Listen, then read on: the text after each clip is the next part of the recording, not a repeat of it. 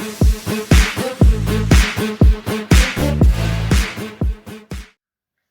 Welcome back guys to engineers का अड्डा। तो कैसे हैं आप लोग? तो आज हम लोग एक नया टॉपिक शुरू करने जा रहे हैं जिसका नाम है डाटा इंडिपेंडेंस इन डीबीएमएस यानी कि डाटाबेस मैनेजमेंट सिस्टम।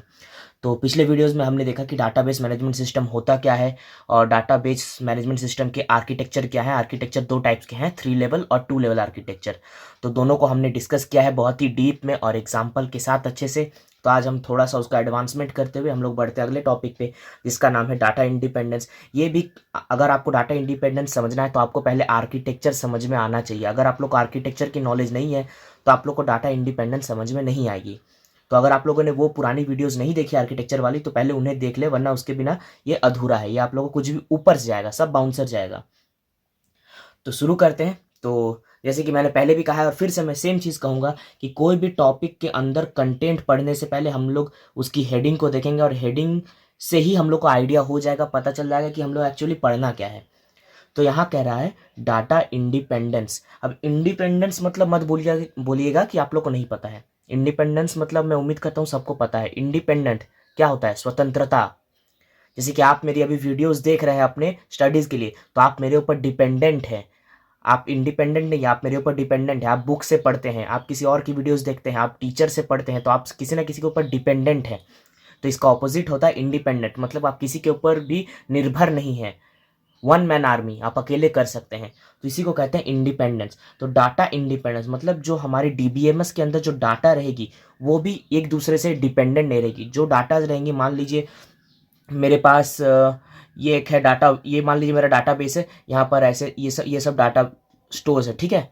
अब ये सारे डाटा जो है वो एक दूसरे से इंडिपेंडेंट है, कोई भी एक दूसरे के ऊपर डिपेंडेंट नहीं है। मान लीजिए ये डाटा अगर चेंज होता है तो बाकी किसी डाटा पे भी कोई इफेक्ट नहीं पड़ेगा, ये बाकी सब कुछ सेम रहेंगे। तो कहीं ना कहीं इसी चीज़ को यहाँ इम्प्लीमेंट किया गया है, लेकिन इस ऐसा एग्जैक्ट ऐसा नहीं है। इसको और डीप में अब हम लोग देखेंगे। यहाँ पर अब मेन चीज़ जो आता है हम लोग का, ये कहता है कि ये हम लोग का सेपरेट करता है। जैसे कि आप लोग इसको पढ़ने के लिए आप लोग को 3 लेवल आर्किटेक्चर की जरूरत पड़ेगी। 3 लेवल आर्किटेक्चर में हमारे पास क्या थी? 3 चीज़ें थी। क्या थी? इंटरनल,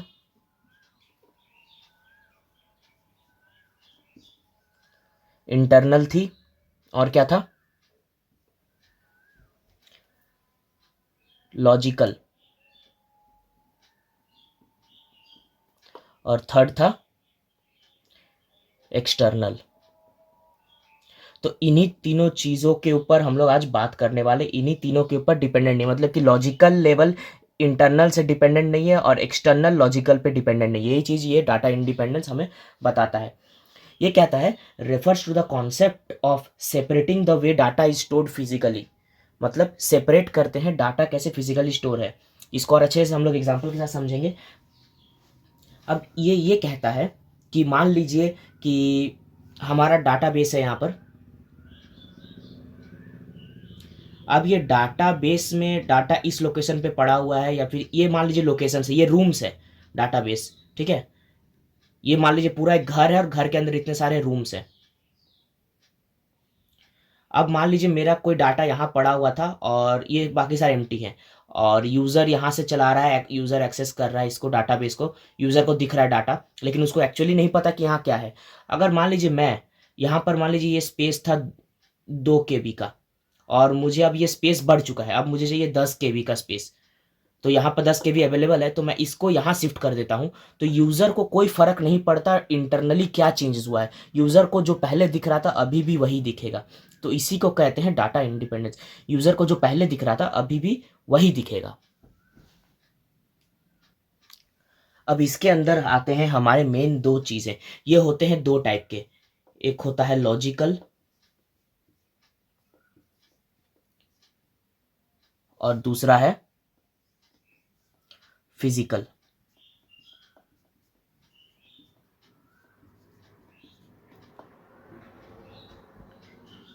एक है लॉजिकल डाटा इंडिपेंडेंस, एक है फिजिकल डाटा इंडिपेंडेंस। अगर आप लोग के लिए, अगर आप लोग को इसका प्रॉपर नोट्स चाहिए कि लिखना कैसे एग्जाम में, तो उसके लिए मैंने नोट्स डिस्क्रिप्शन बॉक्स में डाल दिए हैं। आप लोग जाके चेकआउट कर लीजिए नोट्स, वहाँ पर आप लोग को पता चल जाएगा कि एग्जाम में कैसे लिखना है। PDF नोट्स भी आप लोग के लिए अवेलेबल मैंने कर दिया है, और नोट्स बिल्कुल फ्री है, तो एक्सेस करना ना भूलें, क्योंकि नोट्स के बिना ज्ञान अधूरा रहता है। तो लॉजिकल क्या कहता है हम लोग को, पहले ये देखते हैं लॉजिकल। अब इसीलिए मैंने कहा था कि आप लोग को इसके लिए आर्किटेक्चर पढ़ना जरूरी है। मैं यहाँ नहीं समझाऊंगा कि लॉजिकल किसको कहते हैं, फिजिकल किसको कहते हैं। फिजिकल मतलब आप लोग को पता है, फिजिकल यानी कि इस यहाँ पर हम लोग कहीं ना कहीं बात कर रहे हैं एक्सटर्नल की, एक्सटर्नल की बात कर रहे हैं हम लोग। लॉजिकल डाटा इंडिपेंडेंस क्या कहता है कि ये सेपरेट करता है लॉजिकल स्कीमा को एक्सटर्नल स्कीमा से। मतलब यहाँ पर हम लोग .2 और .3 का बात करें, यहाँ पर मैं लिख देता हूँ 2,3, ये 2 को 3 से सेपरेट करता है। 2 हम लोग को क्या कहता है, यहाँ पर देखिए लॉजिकल स्कीमा। लॉजिकल स्कीमा क्या कहता है हम लोग को, लॉजिकल स्कीमा हम लोग को देता है ब्लूप्रिंट की एक्चुअल डाटाबेस में डाटा कैसे स्टोर है, ये हम लोग को देता है ब्लूप्रिंट। ब्लूप्रिंट देता है कि डाटाबेस में डाटा कैसे स्टोर किया हुआ है, ये हम लोग को बताता है। और एक्सटर्नल स्कीमा क्या बताता है, एक्सटर्नल, एक्सटर्नल मतलब हम लोग को जो दिखता है यूजर व्यू, हम लोग को जो यूजर को, एक हम लोग को वेबसाइट चलाते हैं जो हम लोग को दिखता है वो कहते हैं यूजर व्यू। तो ये इसमें चेंज करने से यूजर में कोई चेंज नहीं आना चाहिए, इसी को कहते हैं लॉजिकल डाटा इंडिपेंडेंस। अब इसको मैं एक एग्जांपल के साथ अगर आप लोग को बताऊं, तो मान लीजिए कि लॉजिकली हम डाटाबेस में बहुत सारे टेबल्स यूज किए गए हैं।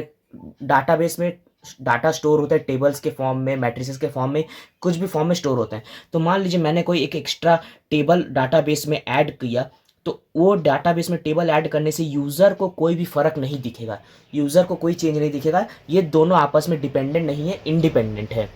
तो यही कहता है लॉजिकल इंडिपेंडेंट। अगर मैं इसी को और एक अच्छे से एग्जाम्पल के साथ, आपकी day to day life example के साथ बताना चाहूँ, तो आप लोग यूँ सोच सकते हैं कि मान लीजिए आप कॉलेज जाते हैं, आपके कॉलेज में कुछ ऐसा सिस्टम है कि आपका जो भी डाटा है, मीन्स आपके क्लास में आप पढ़ते हैं, आप लोग मान लीजिए 20 बच्चे हैं क्लास में, तो आप लोग 20 के डाटा एक वर्चुअली एक कंप्यूटर में स्टोर है, ठीक है, एक वर्चुअली एक कंप्यूटर में स्टोर है। आप लोग डेली आते हैं, अपना अटेंडेंस बनाते हैं इस कंप्यूटर पे, ठीक है, आप लोग डेली आते हैं, अटेंडेंस बनाते हैं इस कंप्यूटर पे। यहाँ आप है, यहाँ कोई और है, ठीक है, और यहाँ पर आप लोग के प्रेजेंट और एब्सेंट का ये है ऑप्शन है, तो आप लोग यहाँ पर प्रेजेंट टिक करते हैं। अब मान लीजिए ये तो आप लोग को बस दिख रहा है इतना सा पार्ट, लेकिन क्या इतना सा ही है इसके अंदर, इसके अंदर बैकएंड में कितना कुछ डाटाबेस है जहाँ पर डेली के डाटा स्टोर हो रहे हैं। यहाँ पर आपको स्टूडेंट वाला दिख रहा है, ऐसे ही टीचर के लिए भी एक अलग बना हुआ होगा जहाँ पर टीचर अपना डेली एंट्री करते हैं, वो भी सेम डाटाबेस में जा रहा है। तो मान लीजिए अगर मैं डाटाबेस में यहाँ पर कोई एक एक्स्ट्रा टेबल ऐड कर देता हूँ, मान लीजिए यहाँ पर मेरे पास स्टूडेंट और टीचर के लिए, यहाँ पर मैं ऐड कर देता हूँ कि जो भी न्यू एडमिशन वाले आएंगे उनका भी यहाँ पर डाटा एंट्री होगा। तो मैं यहाँ पर अगर एक एक्स्ट्रा टेबल यहाँ पर ऐड कर देता हूँ न्यू एडमिशन वाला, तो क्या इससे आपके व्यू में कोई फर्क पड़ेगा? आपको तो जो कल जो दिख रहा था वही आपको आज भी दिख रहा है। यहाँ पर मैंने लेकिन एक एक्स्ट्रा ऐड किया है पीछे डाटाबेस में, लॉजिकल व्यू में। आप लोगों को कोई फर्क पड़ रहा है? आप लोगों को फर्क नहीं पड़ रहा है। इसी को कहते हैं logical data independence. I hope इस एग्जांपल से एकदम क्रिस्टल क्लियर हो गया होगा आप लोग का। अगर नहीं समझ में आया तो वीडियो एक बार रिवाइंड कीजिए और इस जगह को अच्छे से देखिए, आप लोग का पूरा कॉन्सेप्ट क्लियर हो जाएगा।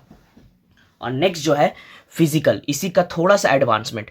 फिजिकल लेवल क्या कहता है, ये जो इंटरनल है .1, इसी को कहते हैं फिजिकल,